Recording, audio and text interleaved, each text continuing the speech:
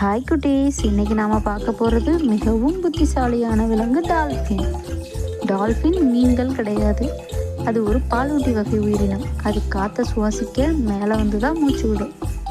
டால்ஃபினுக்கு ரொம்ப பிடிச்ச உணவுன்னு பார்த்தா மீன், அப்புறம் இறால், இதை தான் அதிகமாக சாப்பிடும்.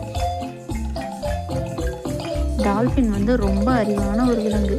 அது சிக்கல்களை தீர்க்கும். டால்ஃபின் தனியாக வாழாது, அது ஒரு கூட்டமாக தான் வாழும். அந்த கூட்டத்துக்கு பேர் பாட்.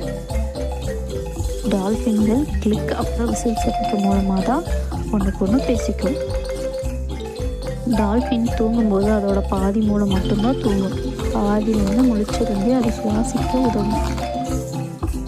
இதுக்கு மென்மையான நீளமான உடல் அமைப்பு இருக்கிறதுனால வேகமாகவும் சுறுசுறுப்பாகவும் நீந்தும். வாள்களை ஆட்டி தண்ணீரில் வேகமாக நகரும். டால்ஃபின்கள் நம் கடலின் பொக்கிஷம். அவற்றை பாதுகாப்போம், அன்புடன் பராமரிப்போம். பாய்.